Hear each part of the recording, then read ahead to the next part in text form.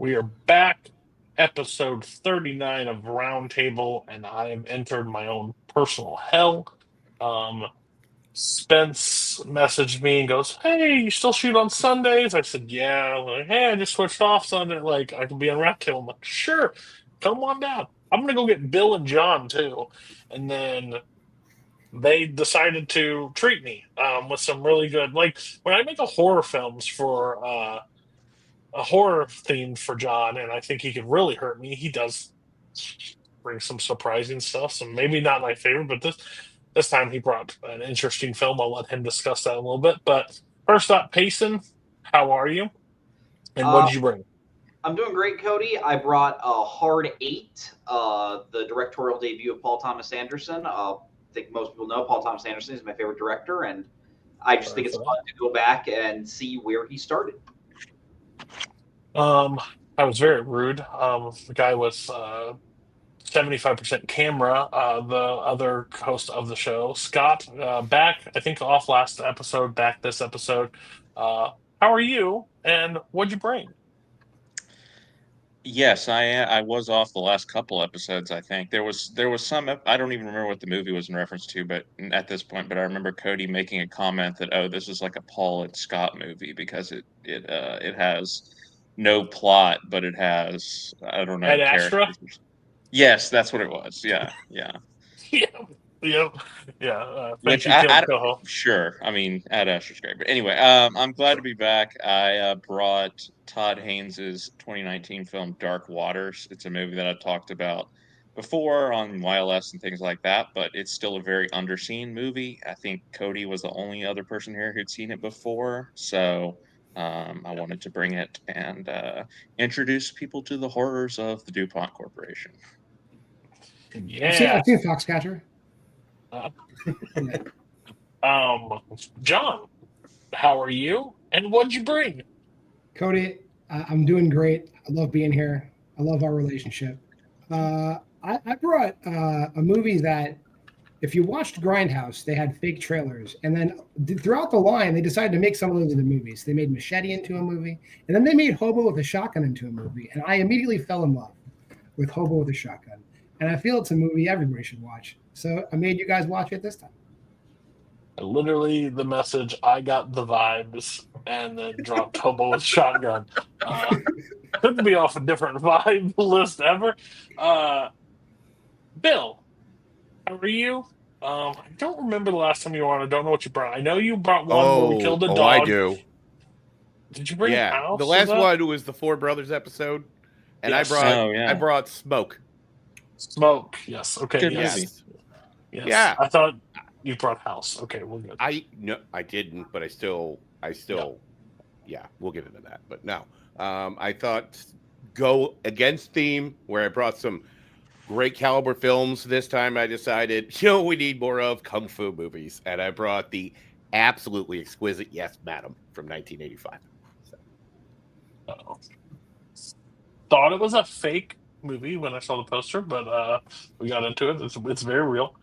And the movie that I wish was fake is not fake. What'd you bring? Everybody when they saw him, I logged a lot of movies for this show. The amount of DMs that I received after I logged this, be like, "Oh my gosh, who did this?" And I'm like, "Oh, Spence like checks out." What'd you bring? I brought the movie that used to be on my top 100 and then took it off. I haven't seen it in almost a decade. Is Vida Da, which Kirk watched and liked, for the record. I mean, you're not winning me. That's supposed to mean something. You just lost the entire thing. 3 stars is pretty good for Kirk, you guys. That's like 5 stars in regular people films. Exactly. I love Kirk. I'm sorry. I love you guys. I love you. It's great. I'm gonna get an angry message from him later. Oh, it's Yeah. So we're gonna start with Dark Waters.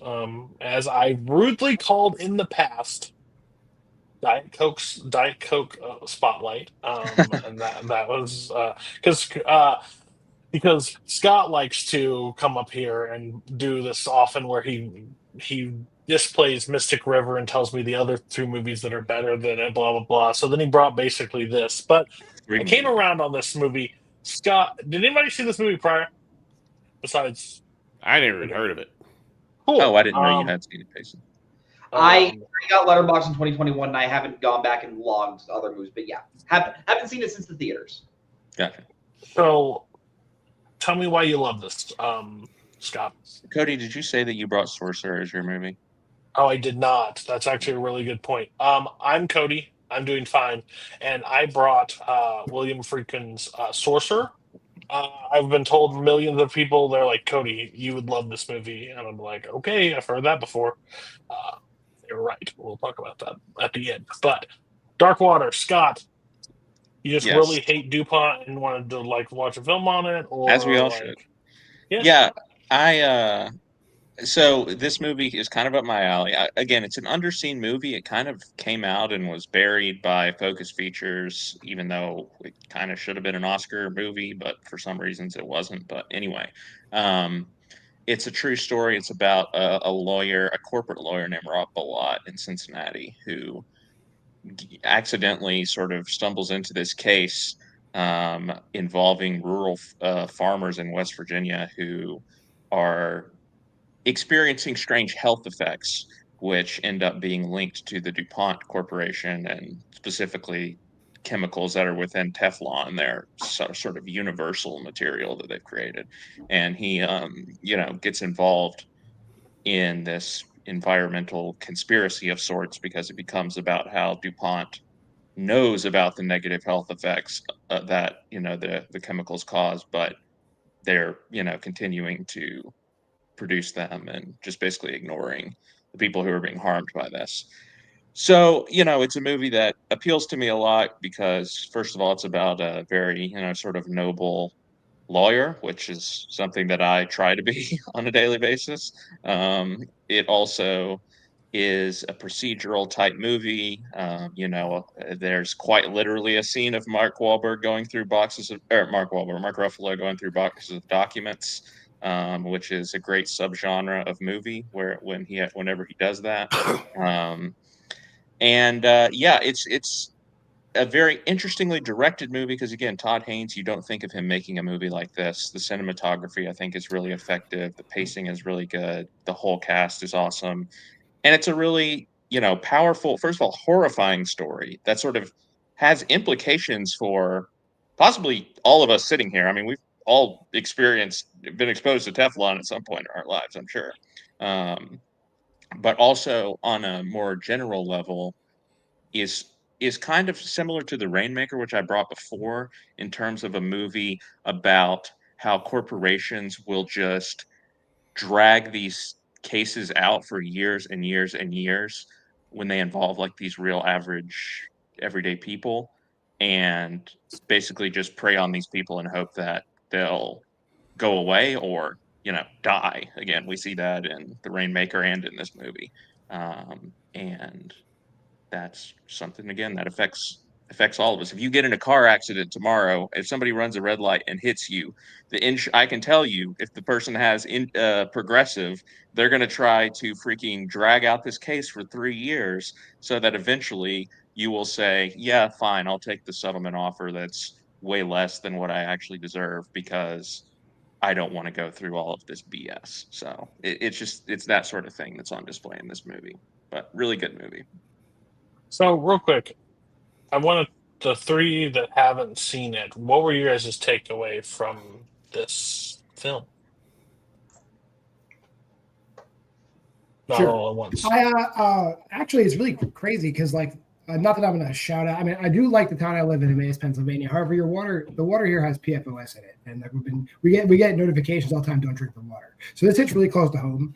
We don't have a full-on Flint, Michigan situation here, but we do have a mini Flint, Michigan situation here in Emmaus. So send your money and send your love to Emmaus. So yeah, it hits home, and like everything that Scott said is true. Like, it just gets dragged out. Like the fact that there's the whole the movie kind of goes up and down because like they do the whole thing with the blood samples, and then it just sits. And then people are treating Mark Ruffalo's character like he's the bad guy, and like you really feel for it. The movie made me incredibly angry, but in like a good, productive way. And I like movies that do that. And he's still doing this, right? Like, Scott, am I correct? Like to this day, as of right now. Because again, at the end of the movie, he basically ends up having to the only option that he has is to bring all of these cases individually for like each individual plaintiff. And so that's the end of the movie, right? The last shot, which is the The great judge last is like, shot. "You're still here." Yeah. The judge is like, "You're still here." He says, "Yep, I'm still here," and that's how it ends.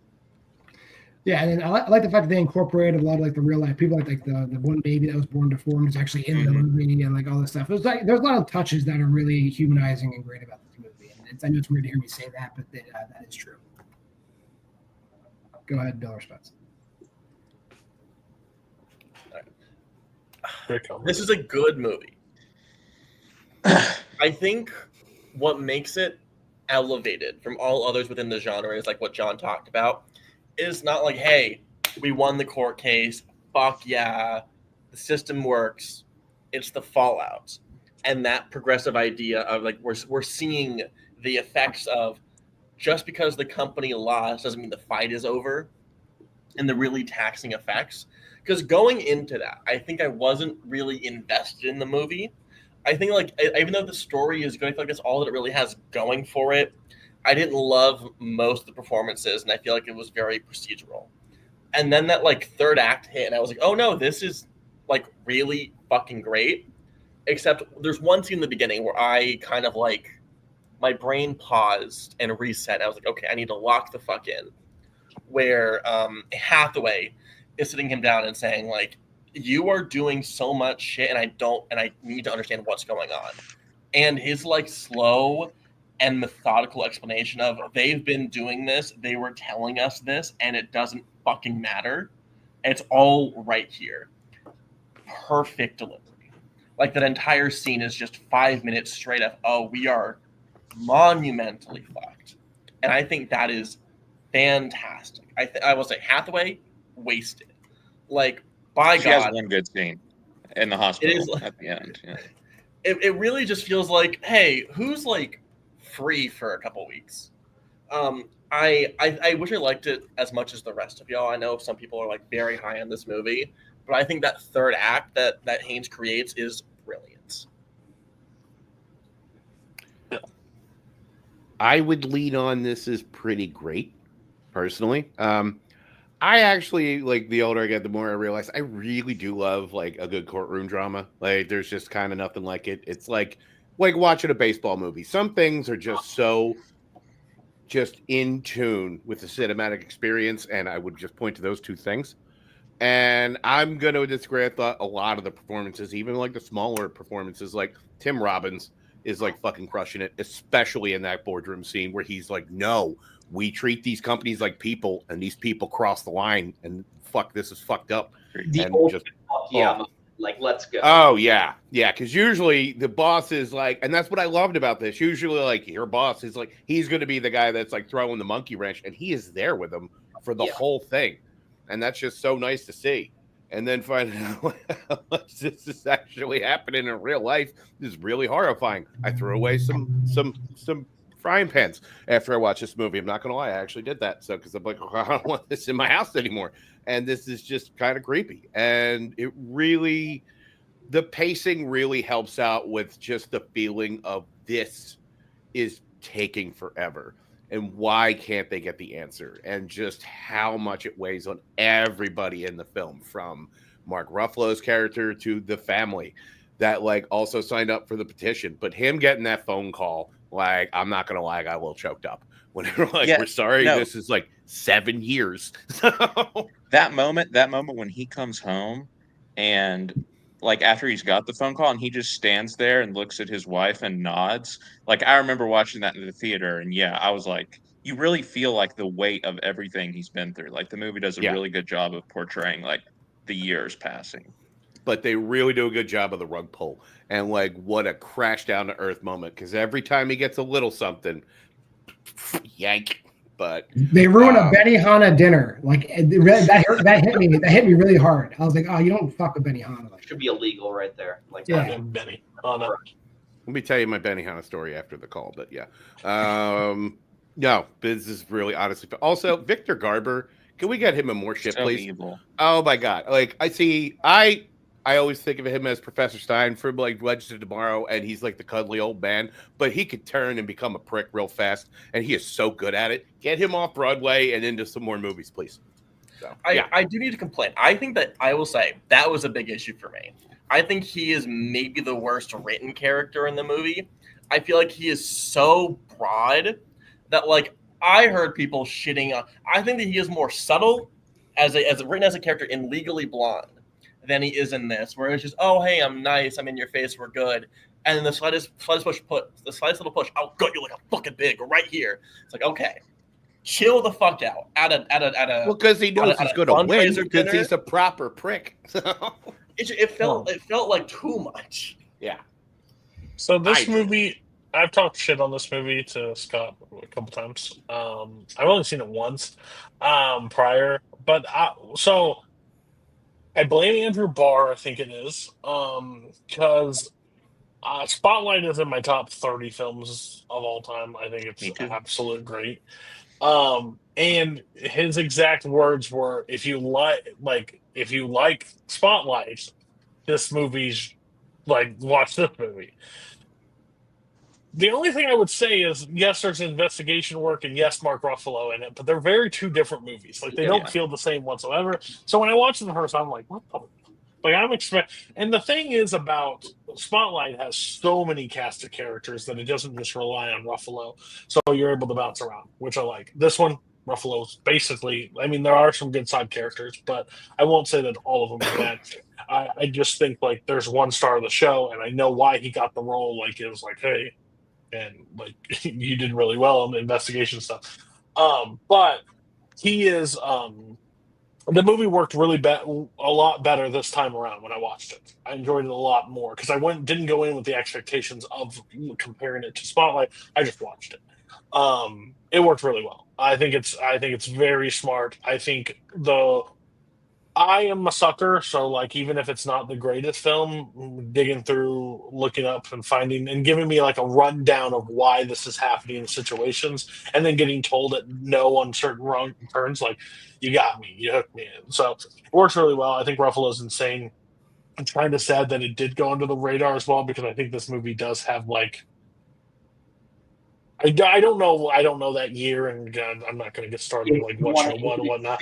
Year. It's an insane. But It is, but even still, among that year, I feel like it deserves. Joker got nominated this year. We can Yeah, change exactly. history. a little okay, bit. well, don't be disrespectful, because that's fully deserved and everything else. Ford v I will- Ferrari got nominated. We can change it this year. I don't stick on the second film, but the first film works every time.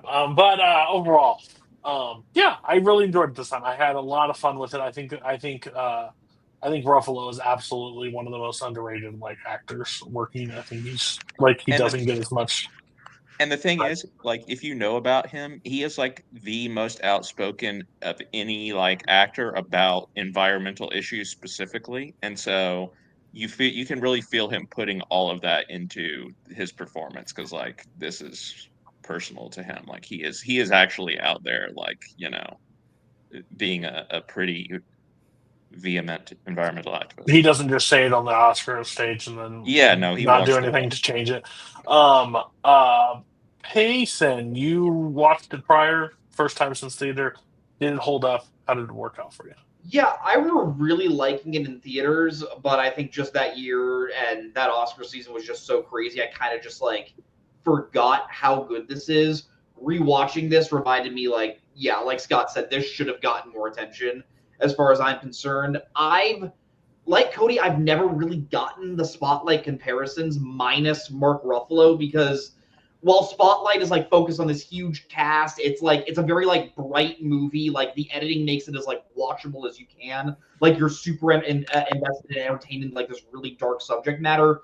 Dark Waters is the complete opposite. Like one of the reasons why I love this movie is because it's shot and edited like you're watching a horror movie. Like this is like, it's depressing. It's like there is nothing fun about watching Rob go through all this legal shit. I love that, like, even though the character of Rob goes on this righteous journey, we start out with him. We open on him being a corporate lawyer, which, like, no offense to corporate lawyers watching, I think most people don't really have much You can sympathy. offend them. Okay, Please yeah. do. Yeah, I don't think much people have a ton of sympathy for them, and I think it's just really interesting watching this character like get realize like what's right, what we have to be fighting for, and I think that's really fun. yeah, like Scott said, that scene where he's just going through all the files and going through records, I was just like, this is right out of All the President's Men. And I absolutely love that.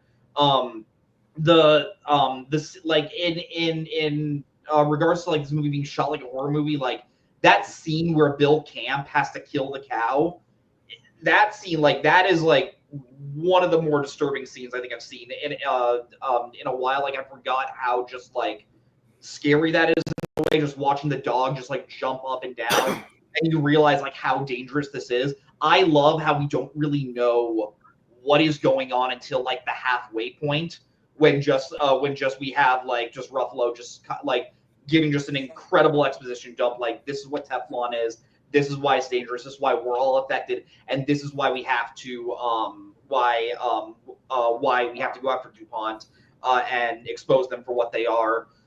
We like stacked cast. I do agree. I do think Hathaway is kind of in a thankless role. We haven't talked about Bill Pullman, who shows up in the last half, and he just comes in and just like hits a couple threes, and it's just awesome. Yeah, I really love this movie. I think Todd Haynes. I've seen 3 Todd Haynes movies, and the fact that this is my 3rd favorite of those should just speak to how good of a director he is. Yeah, I really, really love this movie, and I had a ton of fun revisiting it. Anything else on this? Like, we want to talk about anything else? Todd Haynes, I'm not really familiar with a lot of his work. I'll be You honest saw with May you. December, right, Cody? May December. I have not. Oh, I thought you saw that one. Yeah. No, It's so that- good. Yeah, and his first movie, actually, Safe, is also a movie about the environment. And so it's obviously something he's passionate about, but you don't think about him doing a sort of, legal drama like this. Like, again, he does more independently minded, provocative type movies, but I think it's cool to see somebody like that do a genre movie. And I think, again, you see those little touches like the cinematography and the way that the movie is, structured, and like the pacing, like I was talking about with the passing of the time, is really effective. Again, the performances he's able to get out of somebody like Bill Camp, who I think really leaves a mark. I love it. I think, that's something that his higher pedigree as a director allows him, he gets that out of the movie. Whereas if this was directed by, I don't know, Like Martin Ridley Scott. Forster or somebody like that, who you would expect to direct a movie like this, it wouldn't be that interesting. Would you say this is his best film?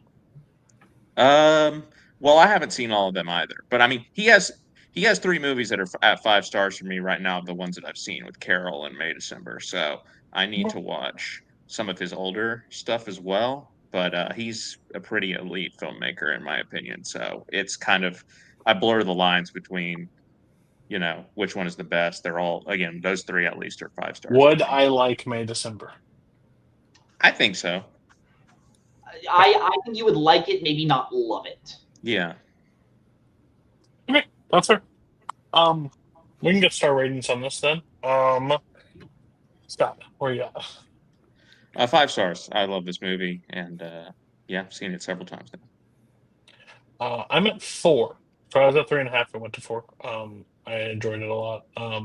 Still not like an all timer for me, but I will no longer say bad things about it. So you have my promise on that one. Payson. 4.5 stars. I love movies about people getting really tired as the movie runs on, but never quitting.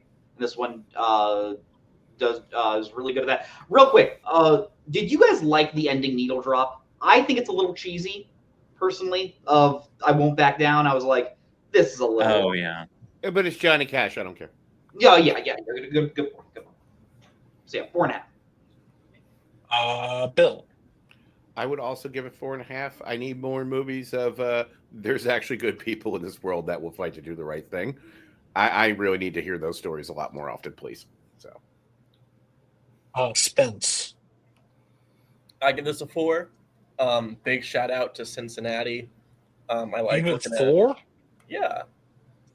Oh, okay, you just talked more negative than I thought. So Payson has been hyping up always like, oh my god, Todd Haynes, this is fucking incredible. Oh my god.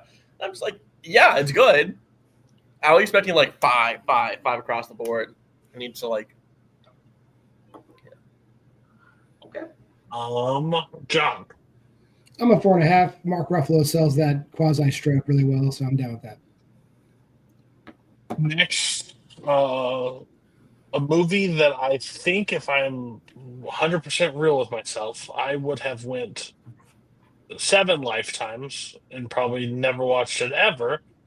But you befriend Bill Carriola, and shit happens. So, yes, Matt. How many people saw this prior? Probably just Let's me, go. me neither, kids. Oh, you Me didn't even see it either? Is Oh, Cynthia it's- Rothrock thing you haven't seen? Question: He's a Did we all string. watch the terrible dub that is on Tubi? There's 2 No, terrible dubs on no, Doobie. I did not. I definitely did not watch the dub. I was terrified of a dub of this. I did watch a sub. I watched the the person sub. dub. Yeah, the Okay, person I dubbing watched it. I watched the dub.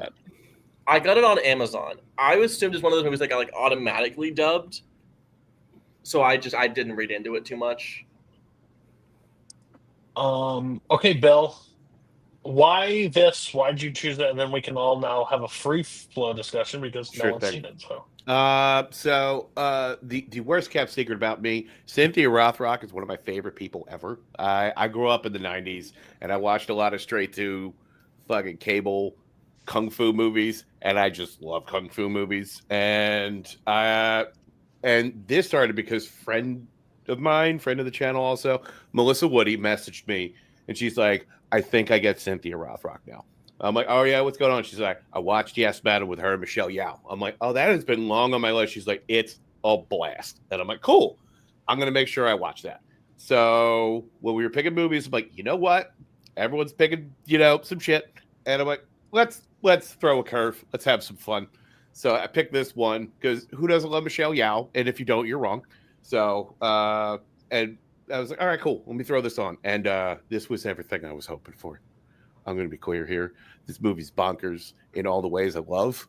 The whole opening fight with the guys out in the street. Kudos. Airport fight. Kudos. The wacky fucking Buster Keaton-esque apartment fight was absolute madness. But the last 10 minutes of that film is so good. I want that on a loop forever. Please and thank you. I didn't know that much glass existed. I thought that Unbreakable had the most abrupt ending of any movie until I watched it. I am a huge fan of movies just stop. You don't need to go any further. But yeah, and I watched it for the 2 leads, and the 2 leads is delivered. It was everything I wanted the 2 leads to do. So, and also Cynthia Rothrock does that one kick where she gets her foot over her fucking head. Yeah, the scorpion kick. Every movie she hits the scorpion kick. Every movie, and it's never not impressive. So, Bill, although the split up the wall was also quite impressive. Yeah. Bill, I will say this. Of the 2 batshit action movies I watched for the show, you picked the one I liked a lot more. And I think that just goes to I weirdly just find this sort of subgenre of police buddy cop, like martial arts movies, just weirdly charming. And I think Michelle Yeoh and Cynthia Rothrock have such a weird dynamic of Cynthia Rothrock is the bad cop, Michelle Yeoh is the closest thing to a good cop, and just watching them just kick all this ass is fun. I love the 2 jackass criminals that they keep on trying to track down. Every time we cut to them, I love you guys. There are some 2 jackasses in the other movie I was alluding to that made me want to castrate myself. How dare you? Be nice to Ben Bateman. The airport fight is great. Movie's nonsense. I hesitate to call it that great, but I can't deny it. Say that I didn't have a lot of fun watching it. It wasn't boring, and it was under 90 minutes. You're all welcome. They're very true. When it was action, I was in. Yeah. When the action stopped, I was out. It's kind of just how I Totally felt. fair. I could watch guys run at chandelier or something with machetes in hand and just doing that and that's not productive at all. And then fighting that was interesting, but once it slowed, I was just What is this damn microfilm, and why does everyone care about it? Yes, and then the war, it just never hooked me on that stuff. But the fighting, the apartment fight, I really enjoyed. I thought that was really funny. I thought there were great moments. It just Yeah. was it was literally a different temperatures. Once the fighting stopped, I was like, yeah, I'm out. So yeah, but overall, didn't have a miserable time at all. But what everybody else think? Yeah, I kind of also have a miserable time. Sorry, go ahead. I was gonna say, I've often said that if a movie is less than 90 minutes, it has to try really hard to make me mad. This movie didn't make me mad. Again, I kind of just tune out the other stuff. Once I started realizing, okay, we have there's just a MacGuffin here with the microfilm, and it's whatever. I'm not even going to try too hard to think about it. And also, yeah, it's a terrible dub that I watched on Tubi, but at a certain point, I was like, I'm just going to try. I'm just not going to try too hard to think about it. Then yeah, I had a really good time watching all of the action scenes, and the ending. Yeah, the ending almost feels like a little bit. I mean, maybe this is a cliche thing to say or whatever. He obviously was influenced by so many Hong Kong movies, but even the setting of it feels like the Kill Bill fight where she's fighting the 88 guys. I don't know, just something about the setting of it gave that off to me. Maybe it's just it's a Hong Kong movie. That's where Tarantino got a lot of that stuff. Well, yeah, of course. But maybe I just feel that way if I watch any Hong Kong movie. I don't know. But I loved when Michelle Yeoh swings up, kicks through the glass, grabs the guy's ankles and flings them over the banister. I was like, how do they even think of these things, honestly? And then yeah, the ending was pretty hilarious of okay, he shoots the cop and the movie literally ends. It doesn't overstay its welcome. It knows what it did. There are no credits or anything. It's just the movie we're ends. done now. My two favorite things of the final fight are the one guy who's clearly crippled after he bonked his head above the bar and then did a tumble and then face planted onto the ground, and then the squid blood getting on the camera when the one dude shot. Just fucking so. Oh, I also really liked the motorcyclist chasing the two henchmen through the streets. They came up with some cool stunts for that guy to do. So yeah, it's a fun movie. You kind of know what you're gonna get, but it's not Jackie Chan level, but it's still enjoyable. So there is one banger. Movies, where I'm just here for the fight. I'm here for the fight choreography. I'm here for that. Yeah. Go, Spence.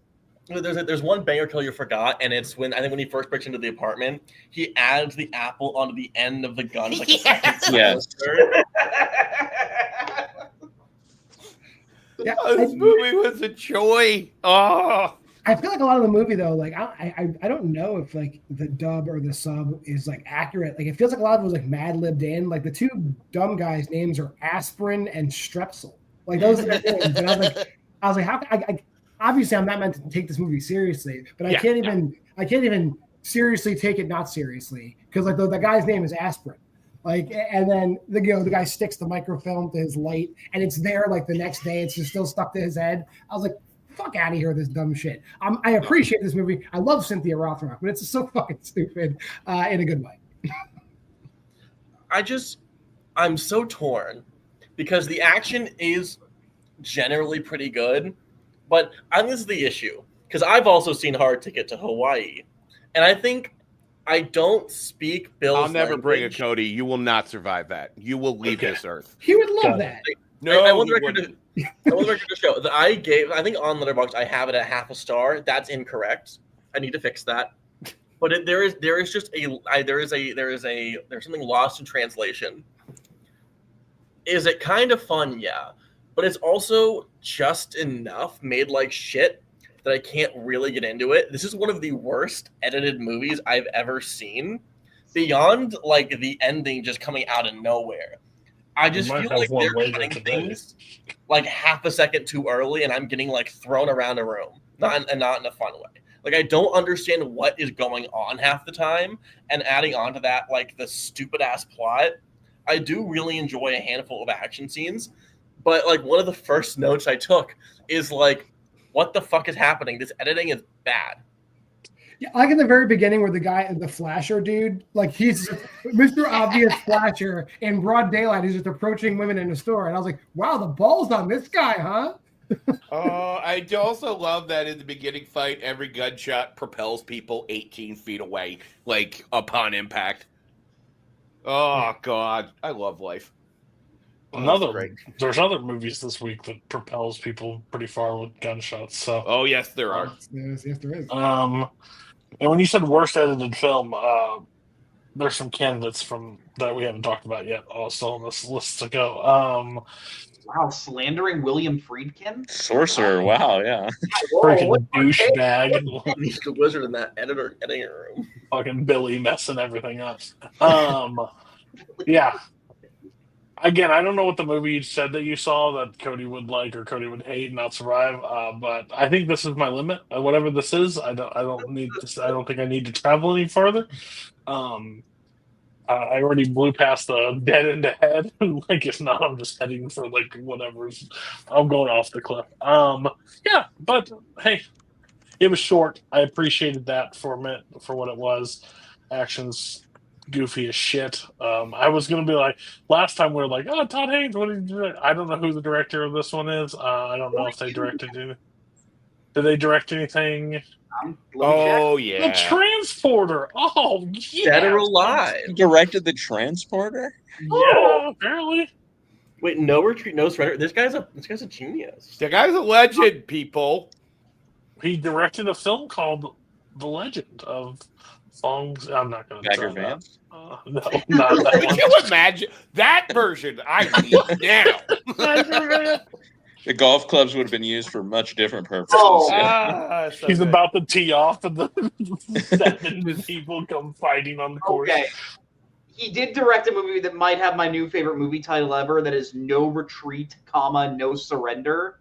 Yeah, I'm- Van Damme's in that. Have you not heard of it? That's like Van Damme's first movie.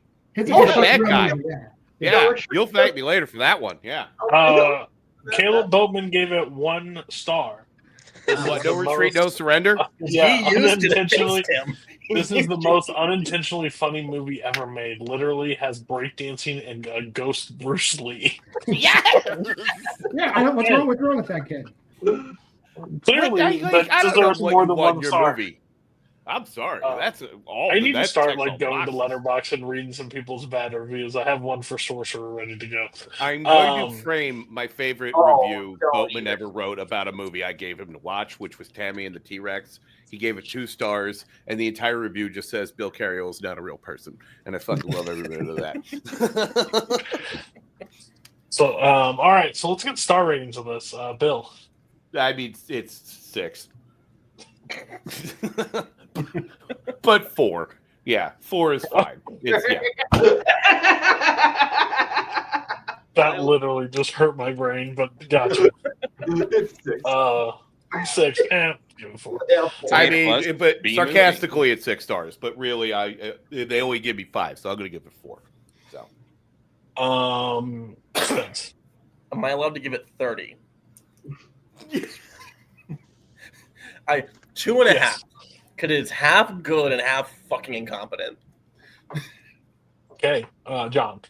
Yeah, I'd say just because it's so chaotic and all the batshit stuff is hysterical. I'm at a 3 on it. 3, and I like it. Okay, Scott. I give it 4. It's 86 minutes, and they do a cool handshake. So did I'm not at- have that on my bingo card. All right. I'm at 3 stars.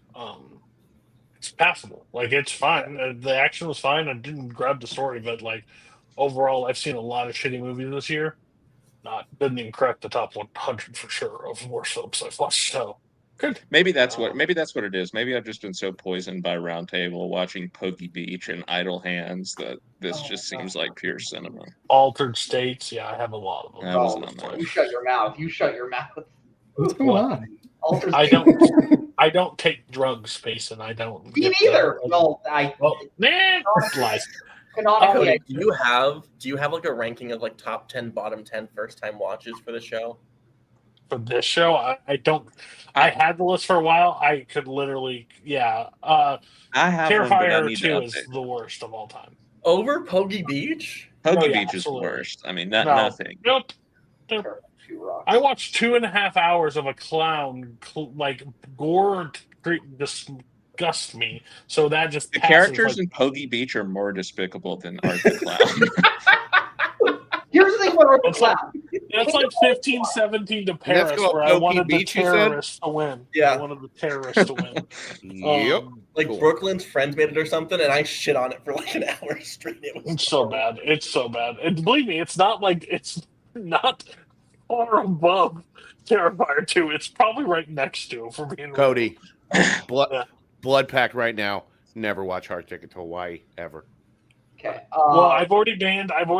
Only one movie banned currently right now is Terrifier 3 for this show. I will not allow it to come back on. So, I'm with the first one. Cool. So I can put no, Hard that's Ticket to all. Hawaii in here. That's good. I'll do that. I'm not bringing you back on the show either. Payson, what was your star rating? I have some controversial Art the Clown takes, but I won't share them. I'm going to give it 3 stars. It's stupid. It's wild, but I still had just a lot of fun. And comparing it to a lot of so bad it's good movies like Samurai Cop and Miami Connection, it's objectively a lot better than those movies, so I have to give it some props. Remind me to tell you about Sworn to Justice later, and we'll get you to watch that one. We'll talk. We'll talk. Yeah. So I don't really know which one I want to start with on this because they Pull both the could have Band-Aid off. Yeah, let's talk to look who's back. Yeah. So back in Coho like, was very upset with you for bringing this. By the way, why? he's like, "What? He's We're like, all why adults here, okay? Why would Spence do that?" I'm like, "Oh, I don't know." It was Apparently either he that thinks or of it. Bulworth, and I feel like we don't need to start like being like, "Oh, I love Bulworth," so we start like exchanging quotes from it. I think part like the reason I picked it was an excuse to rewatch it because I hadn't seen it since I found it on Netflix randomly in 2015, and like some weird ass movie I just like 1 in the morning, yeah, let's watch it, why not? I think it's a very interesting film. For those who don't know, which is basically everyone who's watching the show, it is about kind of with no reason. They never go into it. Hitler shows up in modern day Germany and is believed to be like a method actor or some kind of like weird ass comedian or whatever. But he's so on point that everyone is just like, oh, this guy's interesting. Let's get some eyes on him. Let's put him on social media. Let's take pictures. Let's talk to him. Let's put him on TV. And the sequential fallout. I think that a lot of it is like genuinely funny. I think there are bits that I'm laughing at, and it's not even just like, oh, that's a smart joke. Like it's genuinely like I let out a guttural laugh when he comes back from the dry cleaner, and it's like, where'd you go? Oh yeah, blitz cleaning, and the dude just spits on his face. Like I think it's written in a smart way, but I also think that it's a very timely thing, which I don't know if any of you read into it. But a lot of the interviews or a lot of the scenes where he is talking to strangers is not scripted. The dude went out in public in Germany in 2014 and was actually talking to these people with Hitler's policies. And they're like, yeah, I'd vote for you. You're fucking great. The dude who says I'd follow you if you were actually him, and they like pretend like they're turning the camera off. Yeah. And the guy says I'd follow you if you were him. That was real. Yeah, it has like that. It has like that like Bruno, Ali G in the house feel to it. Yeah, like, exactly. Yeah. And I think what really struck me, and again, this is before I personally got very like politically active, but even with hindsight, is like this worldwide idea that we have that descending, maybe not like falling into fascism, but like this acknowledgement of like sanitizing it, like being more passively acceptable. I think that stands out the most with like the interview with the woman in the diner, where it's like, oh yeah, money is hard, and I don't like my job, and those fucking immigrant kids, like immediate 180 of when you make those progressive steps, how quickly does it take that shift, and then get on Crass Alter, and it's like, holy shit, this is fucked up. People love it, and then Hitler starts talking, and they're like, you know what, maybe, yeah. But then the best joke in the movie, it doesn't matter what he says. He could be the worst fucking human on the planet. The second you shoot a dog, that's too far. Fuck humans. The dog is the line. I think it's just brilliant. I would Um, like But to even though he say, shot a dog, they ultimately forgave him. Anyway, yeah, go ahead, Bill. go over, Bill. Cody, I'm glad I'm not the one that brought the movie that involved dog murder in it this time around. So I have that going for me. Your sins are forgiven. Yeah. Also, my movie didn't actually explicitly show it. Jesus Christ. This is going to sound really bad, and I know this. And no, it's not nothing we talked about pre-show. When a film is shot like a school project, or like you can just tell bad camera work, It's I'm called a out. documentary. Called the I know, documentary. and but when it's not a documentary, basically, or when like it's just like this trying to have an arc of a story or whatever, I am out. It takes me completely out of it, and I hate it. I know that sounds bad. I didn't find this movie good at all. I know what they were trying to go with. What are you shocked about? It's a good movie. You don't have to I like it, but think it's that good. is. I think. Well, the funny thing is, words have meaning, and good may mean something different here than it means where you're from. This isn't good. This is. I don't know. I just didn't. I didn't connect with it. I don't like it. I understand like it's an interesting concept of it overall, like Hitler in modern day, like that situation. It just didn't overall work for me. It drug on for way too long for me. Um, I felt like it could have been wrapped up way sooner than it was. It just kept going, and that's fine. It just didn't work. I will agree. I think I like also the have the- last bit with like they're making the movie is kind of unneeded. I also have the attention span of a gnat when it comes to some foreign films, and like this one just didn't hook me, so I was just sitting there just like staring at the screen for most of the time. So that also didn't help. It also I was telling people about it, and like this does happen, but like people were shit talking it before I went to watch it, so it didn't also help the case of like before I watched it, like, oh, this is bad. So when I started to not like it, I'm like, oh, this is why everybody says it sucks. But yeah, I think those are interesting topics, and I understand like the similar like where it could be related to nowadays and stuff like that. I it didn't. Also, I'm probably the most like openly discussing like anti-political like conversation. I hate overall. I feel like it's just the world that we live in. It's just there's a wrong you're wrong regardless of how you view on any side of who you're talking to. It's just gross. So I just have no interest in it. I live in Missouri, so that should explain enough about that. So anybody else? You guys all seen this movie prior? Did you like it? Again, I know I'm probably the minority in this situation. First time watch for me. This is a movie that I like to say. The idea of it feels like an SNL sketch, where it's just like someone just got into a room and was like, "Hey, what if Hitler just woke up in modern times?" And you think like, "Oh, that could be fun," and then you kind of realize, yeah, that's really just probably clever for like 5 minutes, and then you really got to like really stretch out to see what you can do. And I do think what this movie does is fairly clever. Weirdly, the movie I kind of got the vibes of while watching this movie is Being There, but like as opposed to the main character in Being There being a good person that like everyone just starts following because he really just has a really like simple mindset and everyone just thinks he's the most like philosophical guy. This one's Hitler and he's just saying the most evil, despicable shit in the world, and everyone's just like, yeah, sure, you know what? He's speaking his mind, and I think there's But some. he's not just saying the most evil, despicable shit. Yeah, That's the thing. He's not saying that explicitly. Yeah, and I do think the movie's like commentary of like, yeah, you know, probably like every word that Hitler said probably wasn't like the most disgusting shit in the world. It's like, yeah, I can buy that. There are. One thing I hate that people say is when they say like, oh, you could never make that movie today. Like, oh, you could never make Blazing Saddles today. If it's as smartly written as Blazing Saddles, you could do it today. Oh, you can never make Django Unchained today. Oh, if it's as smartly written as Django Unchained, you can make it today. You probably couldn't make this movie today in this political climate with the way it portrays everything. it would be very touchy. I'm even right now, I'm kind of trying to like formulate how I personally feel about it. But I do think I commend the filmmakers for what they were trying to do, is what I will say. I will say, I will touch on what you're saying. It just feels weird to me, for one. Like, regardless of where it is and what social project or whatever you think is a good idea, I feel like there's very few things that I thought as citizens we all like kind of like agreed upon. Like overall, like Hitler, bad dude, don't kill dogs, like certain things.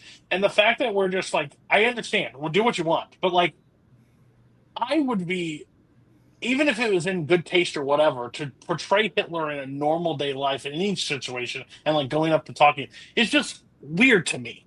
It's a weird situation. But- I understand. but see- I understand what you're trying to say, but like, it doesn't need to happen, and it doesn't need to, and you don't have a good execution plan of it happening.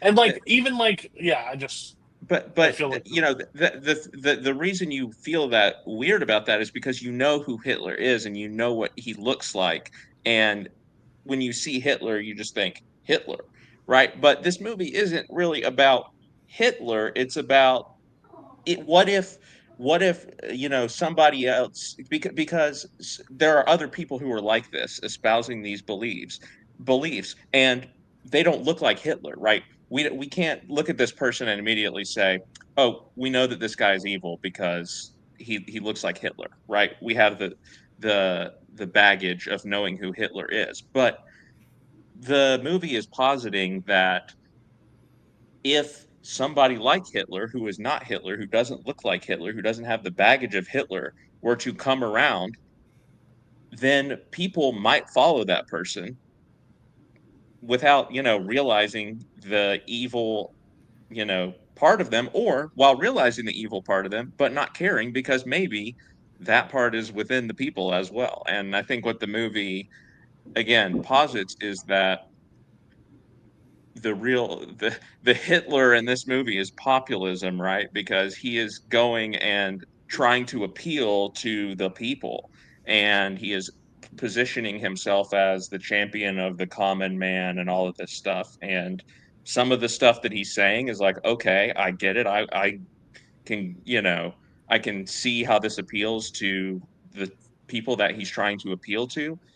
And then once you get the people to that place of comfortability where they have embraced the high level of what you are proposing, then they feel comfortable saying the part that you don't want to hear out loud, right? I get your view, but when you do it as like, that's the whole thing. And I think what you're saying is it's more. This is grassroots Hitler. It's like Hitler didn't come out of the gates, with concentration camps and all that stuff. This is how he was. He was a master politician and a master strategist and can manipulate people. So the character of Adolf Hitler is just manipulating in the sphere that he's in this movie. So I think it is a very accurate. The subject matter of when Hitler rose to power in the situation that it was like, it's a spark of night. Like, but don't you think that the stuff that he is saying in this movie would also appeal to people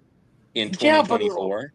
Maybe if they came from like a war ripped apart after World War One, down on the left, had nothing else, and their whole homeland got destroyed, and they were looking for anybody to take charge, and he stood up. That's what I'm saying. Like, the circumstances that put in Hitler into power were like extreme power. Like, then yes, once you're in, you can develop that situations. Again, I just feel like words. No, we'll just. Everybody else is talking. I feel like words have meanings, and we throw away words loosely without real cause behind them, and that's what's dangerous in the society. That's what I'm worried about. Well, as for my review of the movie, I think that it starts out how Payson suggested as a bad SNL skit. I actually did not like the first 30 minutes of the movie because I felt like the comedy was just like the most basic. I fish out of water comedy. I that first joke of the kids seeing Hitler. I enjoyed it, but then I'm right with you, Scott. Everything Yeah, else. it's the most basic fish out of water comedy that like it almost they aren't even really almost they're barely even taking the Hitler element into it. It's just like it could be any, fish out of water movie, like I said. And then once we actually get into sort of the more interesting part of the movie, I was intrigued by what the movie had to say because I think that it is pretty timely. And yeah, they say make Germany great again in the movie, and it came out in like 2012. But anyway, 14, yeah. whatever. Yeah, but before that was a thing. But yeah, again, just the idea of showing how he manipulates people into supporting his policies that sound okay, like when he's just espousing them in this environment of the TV show or wherever it may be. He's just really again positioning himself as a champion of the people. And once you embrace that part of him, then it allows you to feel more comfortable engaging with this side of yourself that a lot of people unfortunately have within them, which is the part that Spence brought up of, hey, screw immigrants, right? Like that, just kind of now all of a sudden I feel okay saying this part out loud. I've really just been trapped with this thought and afraid to say it because I'm afraid that people are going to, call me mean or whatever. But now that this person has made me feel comfortable, then I'm going to say that out loud. And it's not a very encouraging thing to think about, but it is a timely thing to think about, I think. And I do like the questions that the movie asks of, well, what would people's reaction be if not Hitler? Because yes, we all know that if Hitler shows up, we would say that's Hitler. And actually, I don't like the scene where they go see the grandma, uh, the filmmaker's girlfriend's mom or whatever, grandma or whatever, who is like, no, I recognize him or whatever. I feel like that spells it out way too much. That scene is a little bit too on the nose.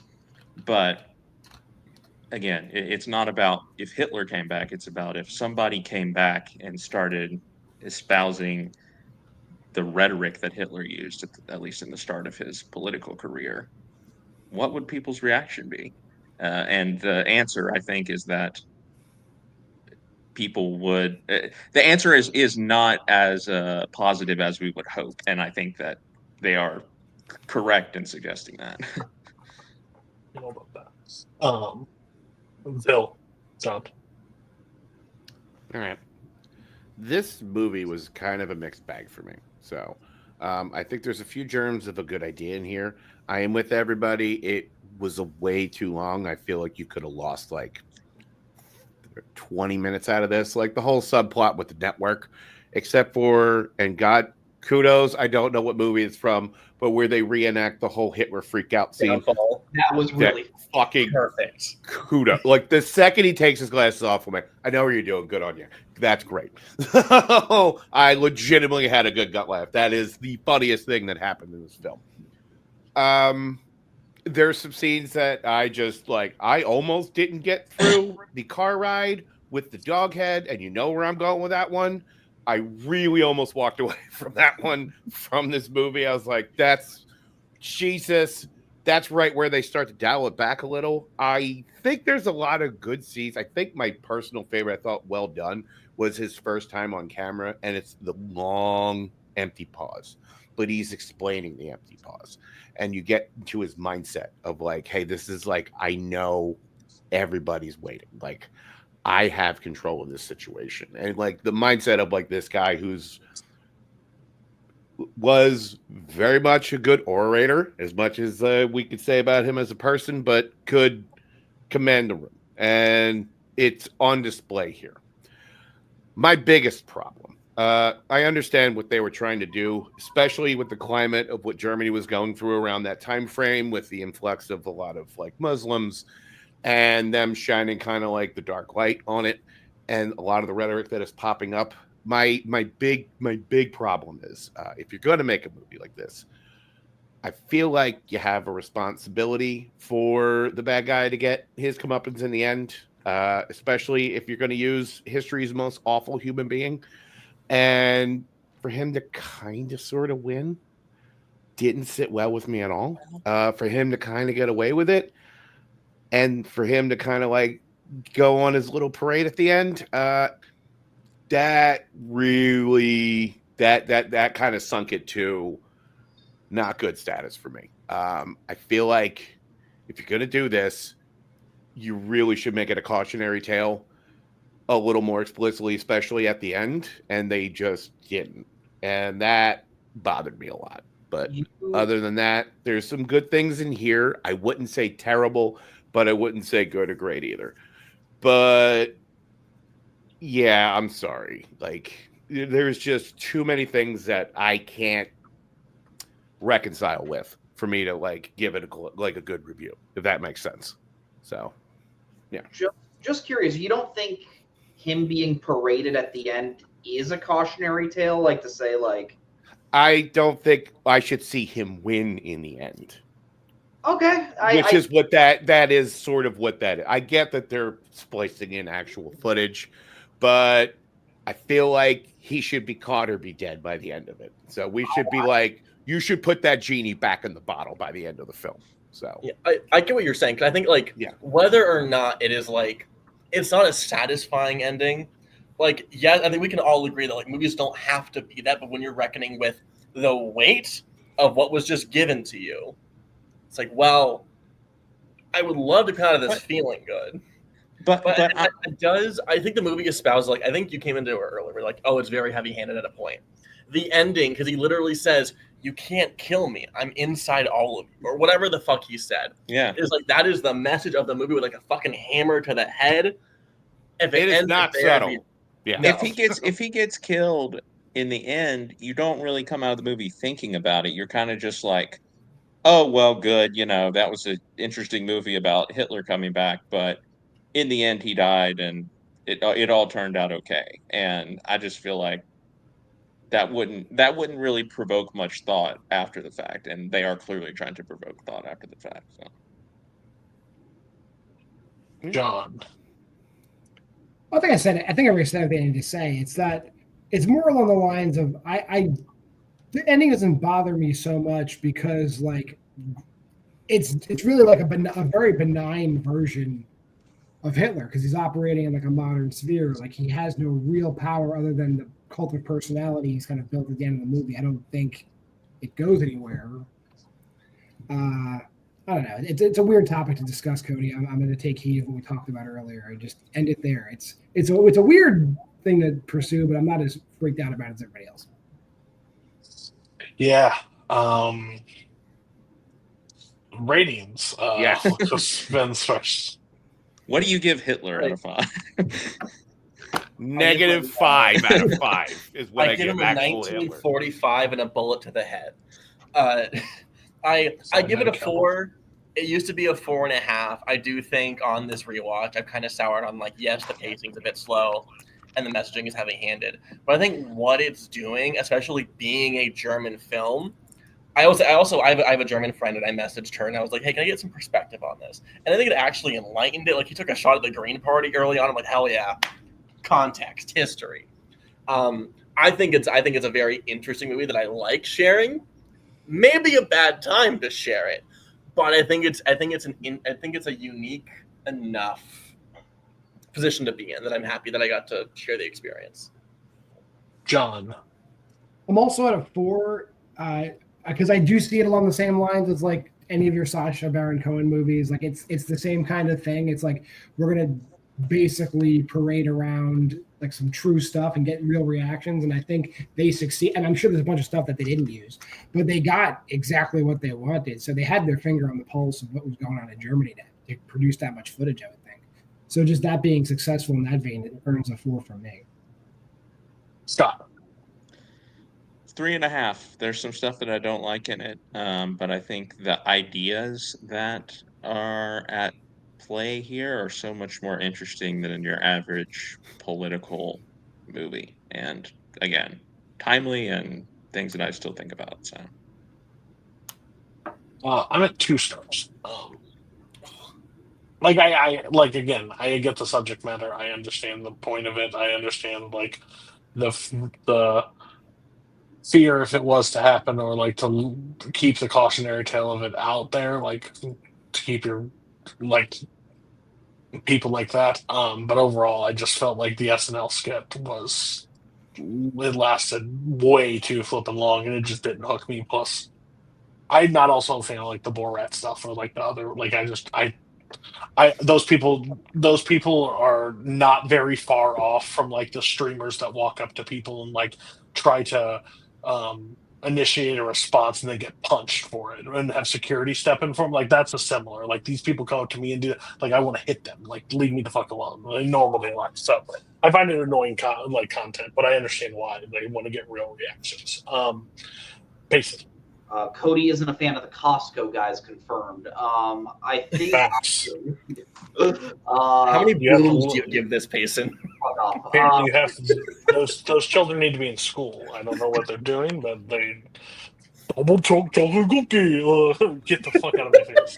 I'm thrilled this. I'm so sorry, guys. 3.5. I'm with Scott. I think it's trying to juggle a lot of like touchy topics. I think if it would have picked a tone and like stuck with it more, I think it would have been more successful. But overall, I do think it did succeed for me. Oh, we'll stay in. Bill. First off, it's nice to know me and Cody will both like to fucking drop kick Jack Doherty off the planet Earth forever. That's Yes. great. I'm with you on this one. This one for me is a 2.5. It was going to be a 2, but there was a weird kind of perverse pleasure watching Hitler getting maced that I'm just going to give it that extra half a point. There's some germs of good ideas. I think in better hands, we probably would have got a better film. And there's also just some parts I don't want to talk about, but I can't. Nope. Yeah. We'll stay in the same line of political with hobo with a shotgun. There we go. I'm gonna step out, get a drink, I'll be back in a minute or two, and I can't Yeah, wait you to won't talk miss about anything. this. I promise. Yeah, let's go. For fans of Law and Order, you're not going to find a bad. I mean, if you voted for whoever you voted for Law and Order, you'd be a fan of this movie, Hobo with a Shotgun. Are we pausing because they're turning their cameras off? No, we're rolling. No, I mean, honestly, like, people who know me know, like, inside of my heart and my brain is a small child.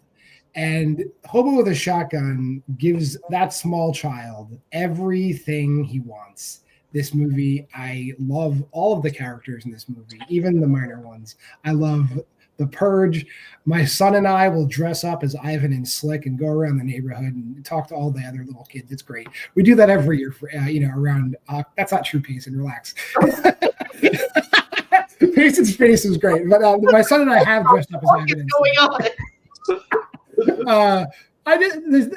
This movie's not clearly not meant to be taken seriously. This movie is like an LSD trip. But Rutger Hauer is perfect as the hobo, and like the characters they put around Rutger Hauer, I think it's a great ensemble of people you don't know, with the exception of the dude from Trailer Park Boys.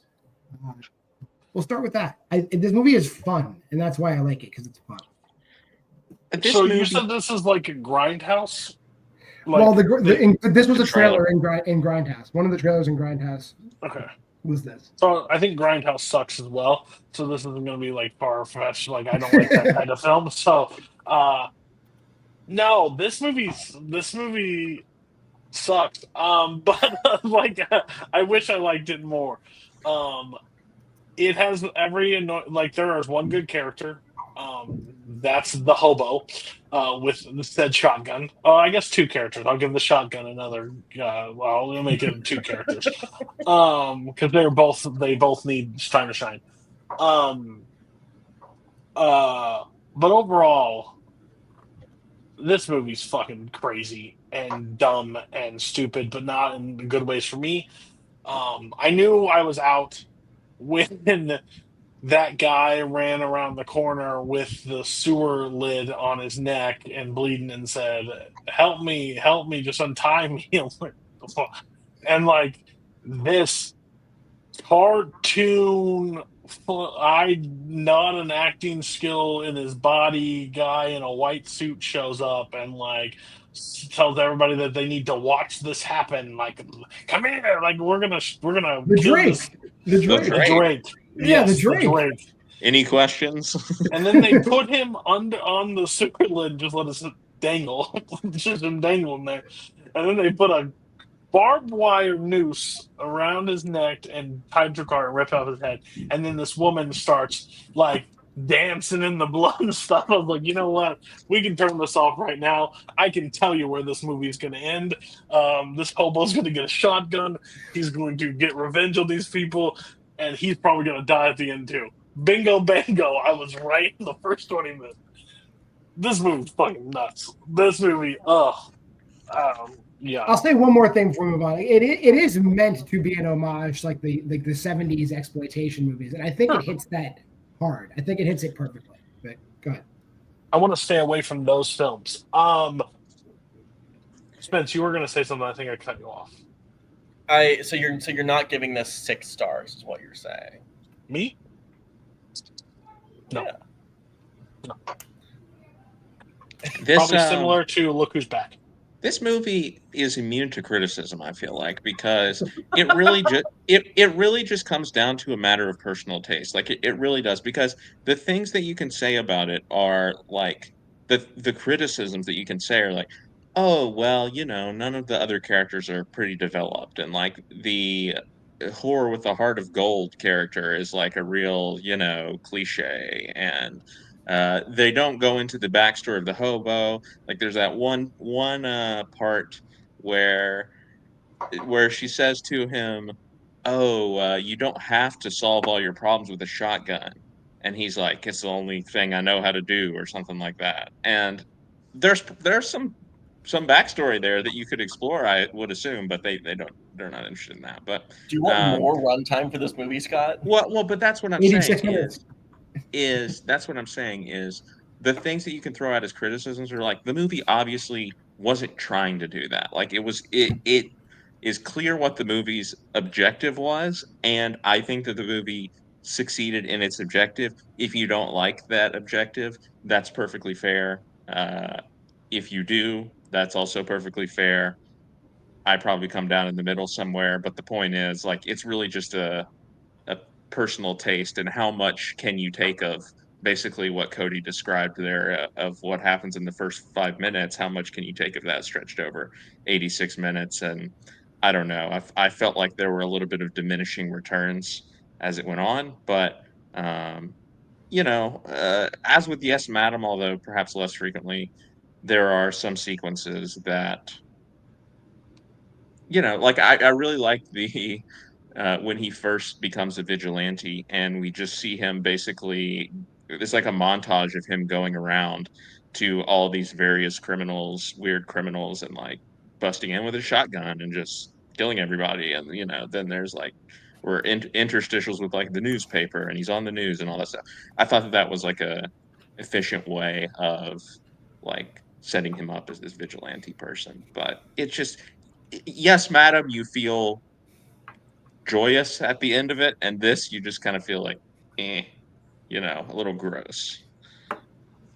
Yeah, I think it was a little too on the nose, though. Hobo with a shotgun. Like, they could have been a little bit more subdued with But the he title. says how about it the in the scene- movie. He How says about the scene, title. where he monologues to the babies? That was an Yes. amazing scene. He goes, "I really hope that you all turn out better than me." Just the hobo with the shotgun or whatever. Like, man, that was poignant. How do you not cry? How do you not cry? this movie Real has easy. one major thing going for it. Rutger Hauer is awesome. There are few actors who I think would have put this amount of sincerity and just knows the assignments he's showing up for than Rutger Hauer, and it is fun just watching him just kill all these people just brutally and super gory and super bloody. I did enjoy him. John, you saying that this movie was based off one of the trailers in Grindhouse kind of makes sense, and I got that vibe when I was watching the movie. I have not seen the Grindhouse double feature. I've seen Death Proof. I have not seen Planet Terror, from what I've heard, Death Proof is what if an exploitation movie was like modernized for 2007, while Planet Terror is just like, yo, what if an exploitation movie just came out in 2007? Watching this movie, it looks like a movie trailer. It has the concept of a movie trailer, and I think it would have worked best as a jokey movie trailer. Like, when I watched Tropic Thunder, I was not like, yo, what if we made some of these movies into a full movie? And watching this, it just sort of like really like hits home. Like, yeah, I just think that's kind of a bad idea. There are some insane lines of dialogue in this movie. I wrote down some that I just want to talk about. Are we gonna fuck or what? That cop character, just everything that he said was just insane. Go home and wash your dicks is one of my favorite. I say that a lot. Turn that whore into a baby factory. They're gonna make comic books out of my hate crimes is one of my personal favorites. Every time Slick and Ivan showed up, I wanted to staple my eyes shut. I just hated those characters so much. I told Spence this, and like, not to bring up old people of the past, but like the second I forgot whether it's Slick or Ivan, I was just like, is Ben Bateman in this movie? And I had to pause and look up the actor who it was. It's not him, but he has the last name of Bateman, and I was just like, that's a weird connection. Yeah, That's Slick. That's Slick. Yeah, Nick Bateman. Yeah. Even for 80 minutes, I just thought it was too Does long. it matter? It has some fun.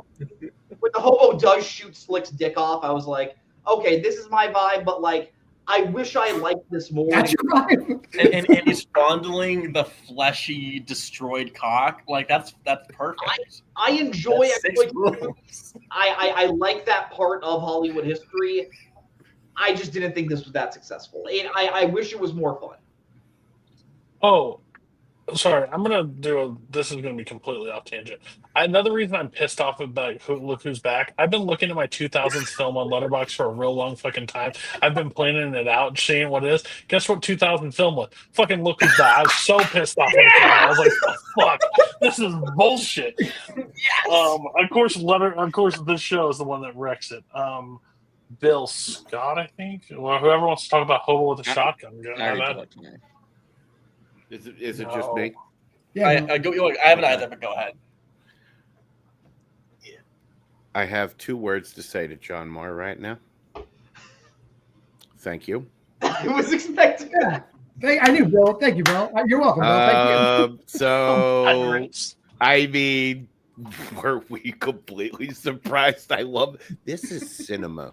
If you hated this movie, I would have kicked you from the show. I would have. This would have made zero sense. This has actually long been on my watch list, so I'm kind of glad it came up. And I was like, and within 10 minutes, I'm like, this is not disappointing at all. This is everything I wanted in this movie. There's no morality. There is no big lesson. It's just how fucking disgusting can we make every human being in this godforsaken town that he has shown up in? And the answer is pretty fucking rank. God damn. So, like, I love these guys. Like, give me like a 1984. Give me a Street Trash. Give me a hobo with a shotgun. And I will just be a happy camper because I just need to just watch some just awful things happen.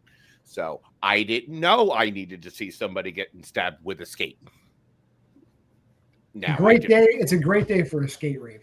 Which was a nice nod to Prince Paul. So I thought that was great. So that was wonderful. I actually really love the opening shot. Really well done. Very like just the color and the saturation with the just 70s logo popping up. And I'm like, I am immediately on board. And there's no deep meaning. Sometimes you just need to see fucking Leather Daddy show up at a hospital and murder everybody with grappling hooks. So, yeah, yes, please, and thank you. And it did not. There's no fat on this movie. It is like 87 minutes. Get the fuck out. Thank you. So I had an absolute blip. This was a joy. This is definitely my favorite of the list. Personally, for me, it's the one I had the most fun with that I'd never seen because I have not seen any one of these movies before. Just a little about me as a human being, and goddamn, this was so much fun. Really was. I also love the. I feel vindicated. I feel vindicated. Yeah. Really. I also really love the clearly shitty TV studio filmed on a Fisher Price camera that they had going. Good stuff. Preach. 18 stars. Yeah, I don't know if it's my favorite for the week, but it's second. I think that I think what knocked it down is some shit that I just actively object to. John said it once. I think skate rape is just too much for me as a person. I think the end was really super. Where he's like, "Oh, well, I lost the better son, so fuck you, Ivan." I think is what we were talking. That was about. the best way for him to go because he was useless. So that's great. I think it has genuinely like fantastic shit. I've heard about that lawnmower bit for years. I'm happy I finally got to see it. I had in my note. I was like, I only have one note for this because I was locked the fuck in. I only had one note, and it said "Toaster kill is perfection." And then I waited a minute, and I changed it to "Toaster cum is perfection." That was fucking hilarious. That's my favorite line in the whole movie. Is like, "Oh, he made me come." It's like the best line in the whole movie. And Cody's Where was this in award season? Why was this up for nothing? Because we hate Canadians. Because we hate Canadians. Well, I mean, they are a different planet. Yes, it is weird up there. And the actual like murder of Slick is fantastic. I think his whole like his beginning of the with the shotgun arc is fantastic. From the 3 kills in the store to I think like going to the pimp where it's just like he's like gonna kiss her and he puts the gun right there. He's like, oh, and he's like the tongue is out the whole time. It's like it is so cartoonish and so over the top. There's not enough there for me to be like, oh, this is a masterpiece on a level of like fucking Dude Bro Party Massacre 3 or some other like purposely over the top shit. I'll bring it next time, Cody. But I think it's almost there. Like there is a level that I want to be on this movie's wavelength. It gets better every time you watch it. Kudos. I now know the answer of can I break someone's arm on a joystick on a big stand-up arcade? The answer is yes. And you just give him some Coke. Which is the answer to everything, really. No, it is not. Don't do drug kids. I mean, Ratings. Don't do drugs. Cody. Drugs are bad. Ready for star ratings. John. Listen, kids. You find this. Call your parents if they're still alive. Sit down with them. Make them watch Hobo with the Shotgun. Call your brothers and sisters. Everybody who's still living in your family. Everyone should watch this movie. 5 stars. Hobo with a Shotgun. Except no substitutes. Scott. I give it 3 stars for the reasons I already stated. It is what it is, and there's good moments and there's bad moments. I am at 2 stars. 2 stars. Better than a lot of movies then on Roundtable. If you want to watch a stupid action crazy movie that makes no fucking sense, go watch The Beekeeper. Payson. I remember your name simply. You're good. Same with Cody. 2 stars, and I double with Cody said, watch The Beekeeper. Beekeeper rules. I apologize to everybody also that we're recording this live right now. If Juan Soto signs, especially if he happened to sign with my team, I will be unavailable for the remainder I'll of host the the show. if Gotcha. that happens. Gotcha. Because I will not be able to. Then we'll talk about what a terrible film Sorcerer is. If you I will be able. That killed Scott immediately. Oh my God, he ascended to heaven. What? Bill, what's your rating? It's 5. I can't wait. Christmas morning, we are going to fiance Knowles' sister's house. I'm going to sit down her niece, her nephew, her elderly parents, and we are going to fucking watch the fuck out of this. And I'm going to say, Merry Christmas, everyone. Hobo That's with a beautiful. shotgun. That's beautiful. Yeah. But we'll watch The Longest Goodnight. Really, is what we're going to watch. That's fine. So, but anyway, go ahead. Spence. This is 4 stars. I might rewatch it eventually. There's some banger shit in here. Better than Dark Waters. My first take. I was Stupid thing. prepared. Boy, Scott just catching. Scott's back. He's back. All right, now time to talk about Hard 8, a movie without frogs. Go ahead. Yes. Yeah, Hard 8. I think I've made it no secret. I love Paul Thomas Anderson. Guy just. Well, you opened the show with saying he's your favorite director. Yeah, guy gets how I view the world, and this movie is based off a short film he made called Sydney. He made it with Philip Baker Hall. It is about that character, and yeah, I just love how like it's a lot more modest than his other films. Like it feels like a first film, but you still see so many of PTA's trademarks from this film. Like you see these characters that like you don't get a ton of backstory for them, but you just are just like kind of like watching them hang out and go through life.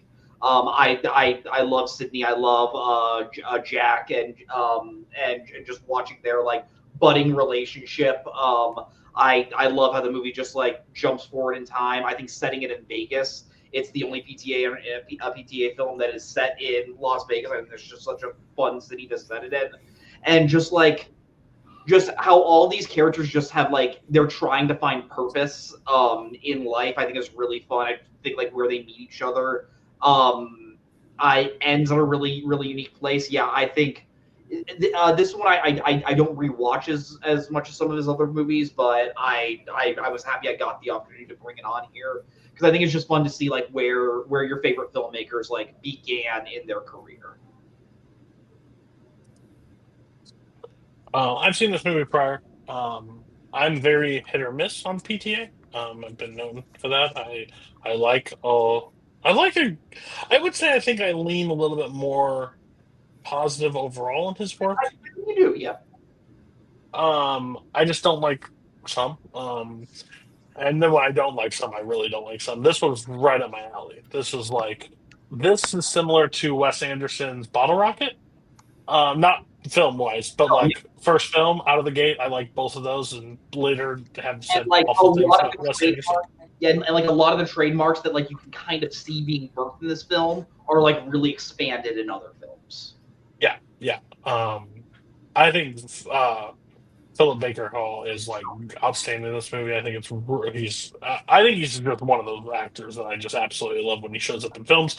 So he's great in this film. Just the cast of characters start off like really young with him, and they stick with him basically throughout his career, and you can see him. But it's just a great cast. Overall, really interesting movie. I was hooked when I first watched it. I hadn't watched it in a really long time. It was one of the ones I watched probably the latest in my letterbox. So I was happy to revisit it. Did everybody else see this movie prior, or is this the first time watch? I figured Scott. Scott, did it help on how many? Like, where does this rank in your PTA? And like, it doesn't rank like in the top tier, but that's just because this top tier is some of the best movies ever made, and this is probably not one of the best movies ever made, but it's all still a really good movie. I don't dislike any of his movies, so I mean that's just kind of where it is. But I actually think I like this one a little bit more on rewatching it. It had been several years, and I think I just kind of thought of this one as the first movie that nobody really talks about anymore. But it's always really interesting to see movies like that. And Bottle Rocket is a great example of that, I think, too, of a director who has such a distinctive style and obviously has like these big touchstone movies now that you think about. But you go back to the beginning and see sort of how it all started. And even thinking about the fact that, he made Boogie Nights was the next movie that he made. And that movie is just like this huge sprawling epic with all these, characters and crossing years and all of this. And I guess this movie does cross years, but like it's not as epic, like I said, as Boogie Nights. Yeah, this movie's just kind of the antithesis of that. It's just like a perfect little 90s character, you know, morality play type movie that's really just kind of about these three characters, four really, if you want to include Sam Jackson's character Jimmy, and it's just I mean, it's just an interesting movie of like real people just having, you know, somewhat elevated problems, but real problems. Again, it's more sort of grounded than I guess some of PTA's films are, which exist sort of in this just world, you know, all of their own. It seems like this movie is very recognizably in the world as we know it, and um, I think the movie doesn't overstay its welcome. It, you know, the stakes are raised, the ante is upped, to use a casino term, um, as the movie goes on in an effective way. And Philip Baker Hall, yeah, he really just anchors the whole thing. I really love that first scene where he meets Sam Jackson's character when he introduces Sam Jackson's character for the first time. I don't know why, but I just love that scene and just the way that he interacts with Sam Jackson. Like you can just tell that he can't stand this guy and he doesn't trust him and all of this stuff. But like he's such a cool customer, cool character that like he's able to sort of just keep that close to the chest and carry on a mostly polite conversation with him. And that is just sort of the character's MO throughout the movie is like he just kind of remains cool under pressure. Like again, he has to go into this very uh, you know, heightened situation there towards the end and diffuse it, and he's able to do that. But you know, because this is a good movie, we get into his psyche a little bit more. We understand what happened in his past, maybe why he is the way that he is, and you know, again, we come to understand that um, there is more beneath the surface of this seemingly cool, unbothered figure. But it's just, yeah, it's just a really tight character piece, and PTA just, you know, he keeps it on the tracks. Like even though it's not this showy movie like Boogie Nights, like in many ways it's just as impressively directed.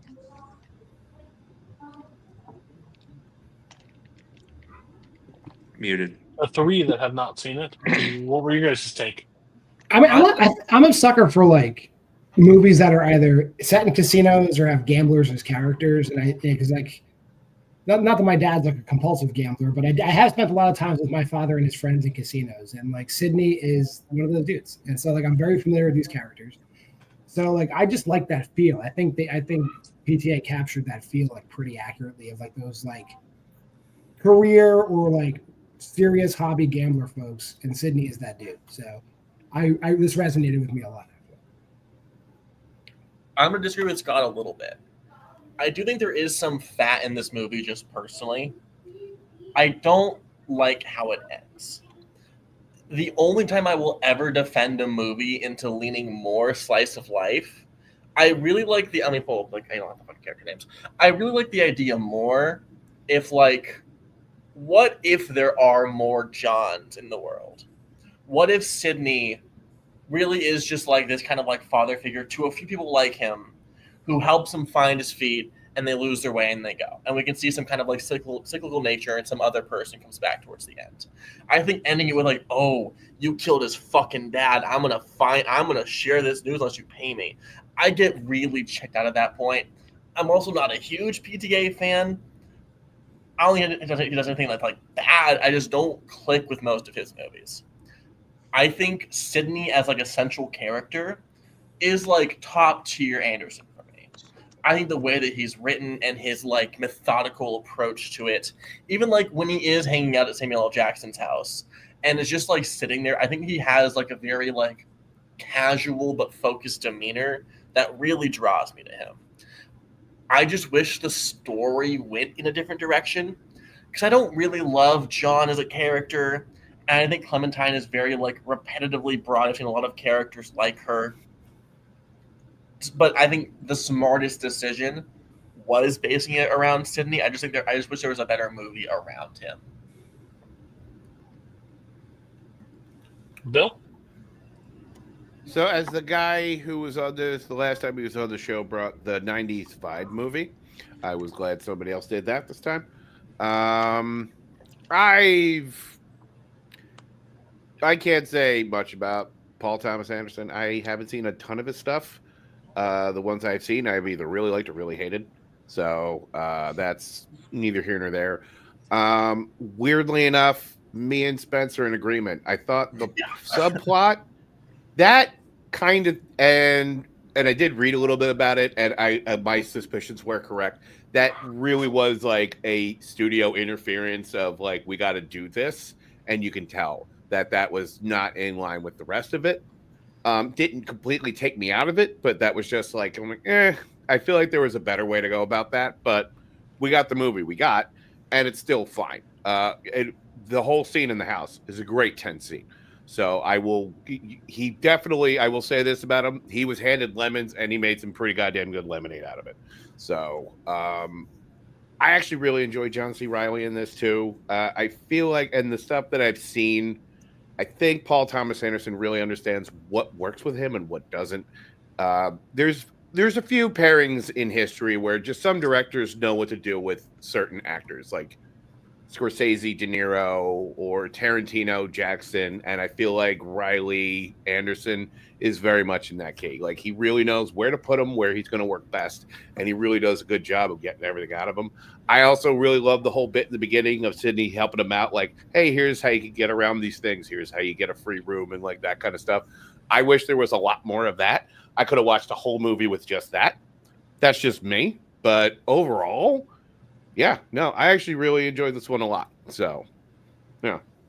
Bill, it's funny you talk about how the third act of this movie does feel a little studio note heavy, because PTA said when he finished this movie, when he was making Boogie Nights, he said, my next movie is going to be 3 hours, and it's going to be NC-17, and no one can tell me otherwise. And when he went to New Line, they said, okay, you can either make it 3 hours or you can make it NC-17, but you can't have both. And he's like, okay, fine, I'll make it 3 hours and we'll make it R. And then we get them. Yeah.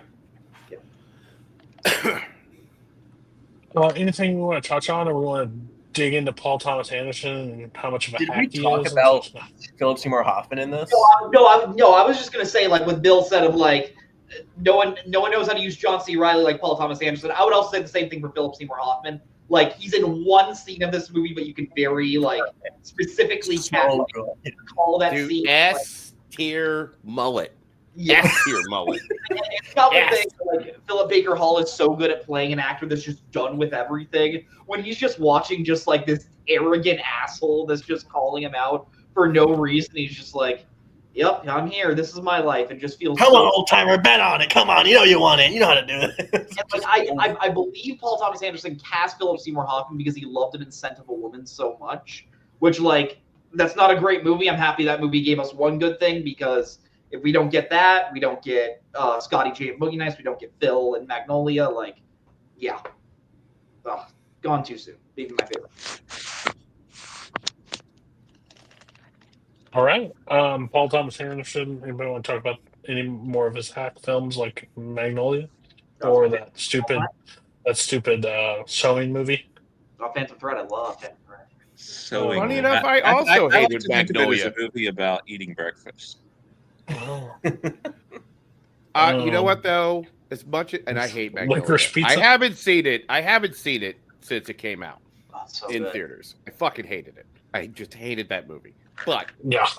I am glad that movie exists, because out of just pure spite, Paul Thomas Anderson said, well, fuck you, I'll go make an Adam Sandler movie. People go see those. And he made the best Adam Sandler movie.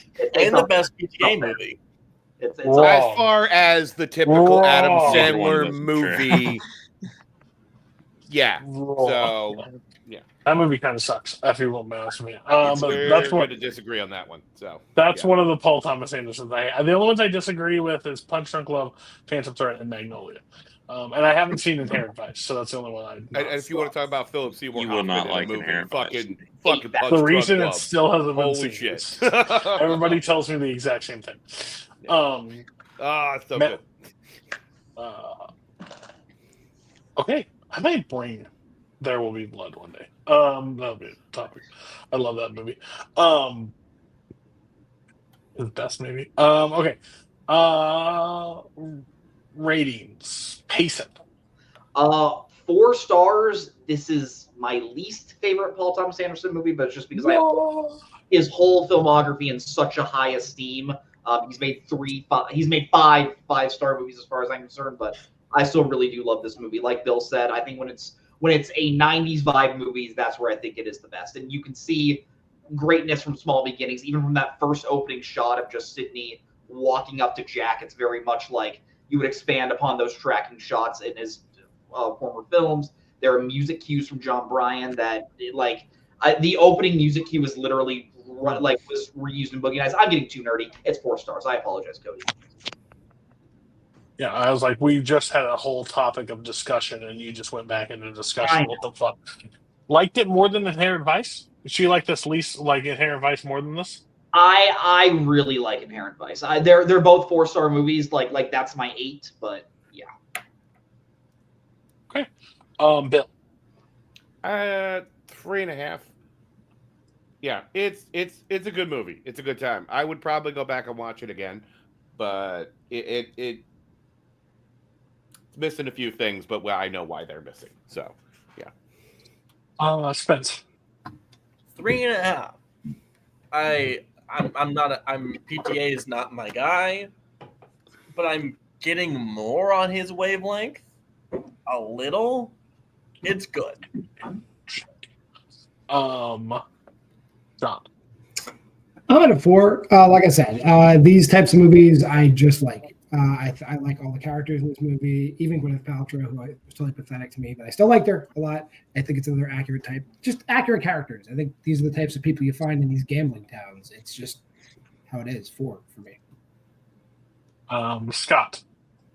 I actually give it 4.5. I think it's really good. It's not as thrilling, obviously, as PTA's like best movies, but like for what it is pretty close to perfect. And I would put it above Inherent Vice and Punch Drunk for me. What the fuck? That's where I would put it. Real easy to beat Punch Drunk. But no, just kidding. I'm at 4 stars. Same as it was. I had a really good time. Scully calls me a degenerate gambler, so I like to see my own kind represented in film. So appreciate that. Not as degenerate as Lucas. That's fair, true. That man has issues. 16 leg parlays, just living life. It's crazy. All right. My film, Sports. This movie kind of wrecked my afternoon after watching it, because I kind of deep dove and learned stuff about the film because I was really hooked on it. I think it's a fantastic film. Didn't know what it was based on, Wages of Fear, based on the overall, and those are redeeming characters in this one. He's yeah, I'm gonna pick unredeeming characters in mine. Just it looks like arguably one of the most miserable sets I have ever seen in my life. Watching a film, it looked like, I don't know where they shot it, but they look miserable. The Dominican Republic. But they look like it's like in Tropic Thunder when they drop them off. You're gonna learn about real war. We're just gonna drop you and leave you with cameras and see what comes out of it. The tension this film is able to create is insane to me. William Friedkin is just I've heard some horror stories about him as a director too, on my deep dive of how much of a dick he truly was to everybody. A lot of the 70s directors were like that. A lot of the 70s. Yeah. They had a nickname. I forgot his nickname, but something Billy. But he was just a hard ass, and what he was able to create. I didn't know anything about this film going in. I knew that it was about delivering nitroglycerin because of a famous trivia question that I was angry about being asked in the first round. I was like, why do I need to be nitro? Whatever. But now, I get it a little bit, but it's still, I wouldn't have asked it. But I've had a lot of people come up to me and tell me movies that, hey, you're going to like this movie, and they've been dead wrong because they don't know me that well. the people that have suggested this were dead right. This movie is awesome, and I can't wait. And he is able to shoot tension. He is one of the best directors I've ever seen at shooting tension. Like, he has something, maybe because he causes so much tension behind the scenes, but he does a really good job portraying it on screen. Every time those those boxes moved, it was just like, and then just the swaying of it all, like how close you are to just death. But I'm curious, I know Payson's seen it, and I know Scott saw it. Anybody else see this movie prior? I love this degenerate bottom row. We're just having a time. No, I'm good because I was the first time. I brought it because of that. I'm curious what you guys thought on your first viewing, and then we'll go to them after. But what do you guys think of it? I had no clue the beginning of this movie. I know it because it's a fucking trivia question, but I knew nothing else about the movie. I was looking through the cast. Oh, cool, Roy Scheider, and then some other fucking guys. I didn't love when it started. I think part of it might have been expectations, but just like, oh shit, we're in New York, I guess, and there's some mob shit going on. It's New Jersey, Spence. Show some respect. That's New Jersey. Same right? fucking No, it isn't. Don't respect me. Disrespect Jersey all you want, please. How dare you guys? We're about to have an unfriended situation on this call right now. But I think once we get there, and once we actually start like the conversation of the delivery, a small thing that I really like is them doing like the driving test on the truck, and they're all, besides Scheider, kind of shit at it, but no one else is really going for it, so you got to take it at some point. I think there's a lot of really great subtle character to it, and what were we talking about before? Oh, it's like with Dark Waters. I think there's one scene with this which makes the fucking movie, and it's right before they go off on the trip, and they say like, "Oh yeah, here's like 6 trucks, and you did it, whatever." Like that's one more than you need. You are planning on us not making it, and I think that is the reason the tension works between the cliffside and especially the fucking rope bridge scene. Better than I heard. Holy shit. You truly believe anybody can die. I think the death itself, when it comes around, is kind of underwhelming. Where it's like, oh, hey, here's an investment. Oh, yeah, of course it's going to come. But I think the tension they build is perfect. I think I don't love the beginning, and I don't love the very end. But that middle chunk is almost Exorcist level, like comparing Friedkin's.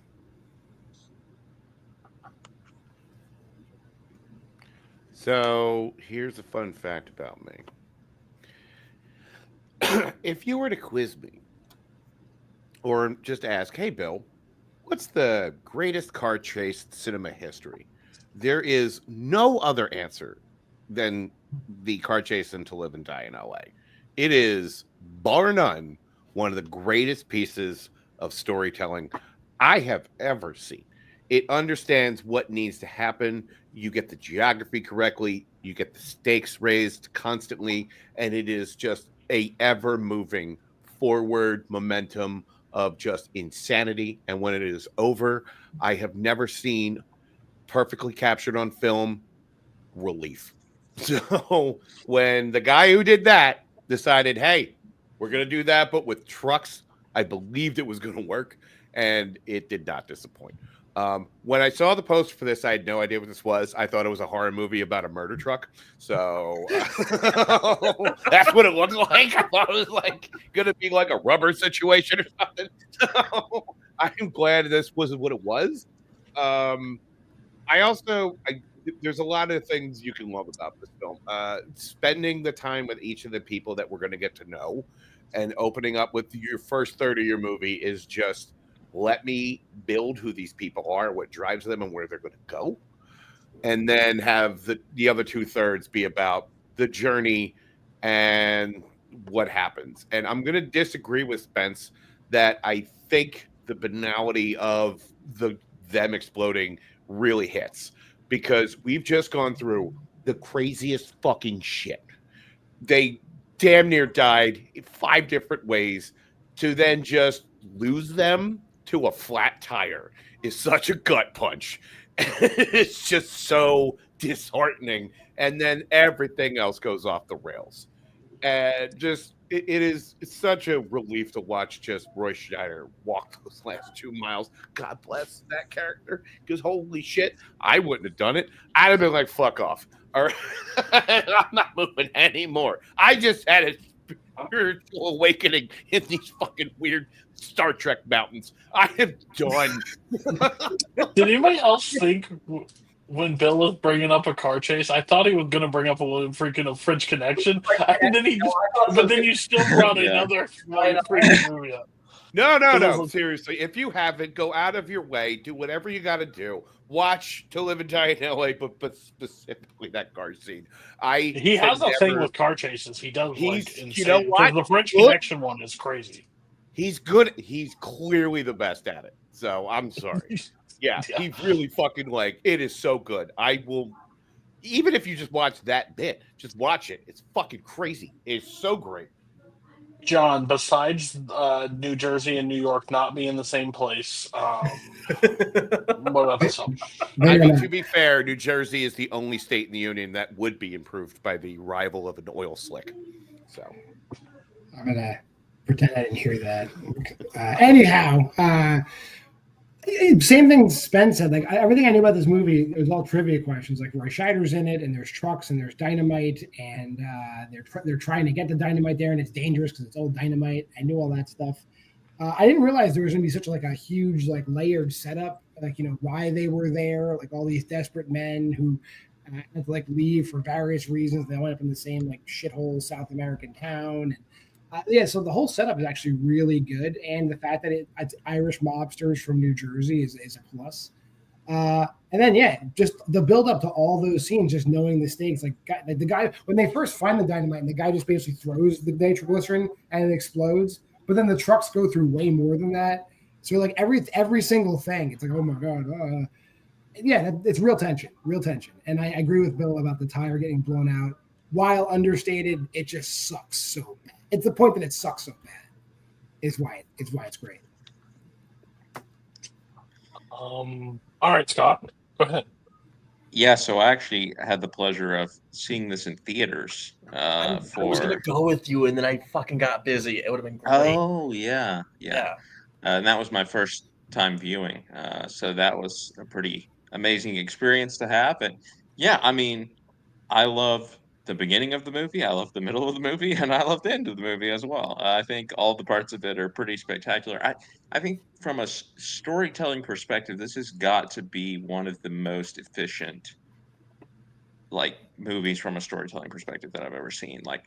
The way that it gives us that first section of the movie, the 3 little vignettes basically with each of the characters,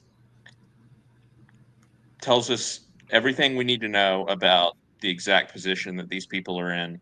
Doesn't give us any extraneous information. It just gets in, gets out. Again, we then find them. Okay, now we're there. They're all together. We've had the 3 dudes. Now they're together. And, again, gets to that. So efficient in getting to the crux of the movie, what is going to set the rest of the events of the movie in motion. We understand what the stakes are. They're very clear. It's we got to get from one place to another. The dynamite better not blow up. And that's all you need. That is all you need. So many movies just try to overcomplicate things, and I think this movie is just a masterclass in stripping everything down to the essentials of what you need to create a movie. And then also throwing in a pretty cool part with a truck on a bridge. That just kind of is the icing on the cake, really, of the movie.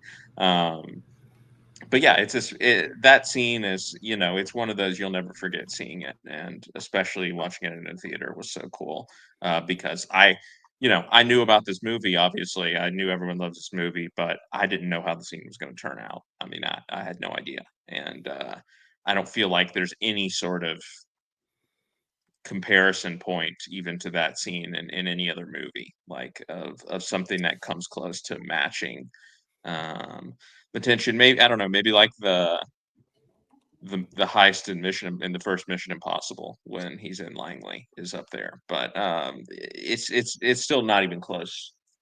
Just the way that you are gripping your seat, waiting for the tiniest of movement, and then yeah, again, as we said, the ending is the perfect sort of cynical way to end this movie.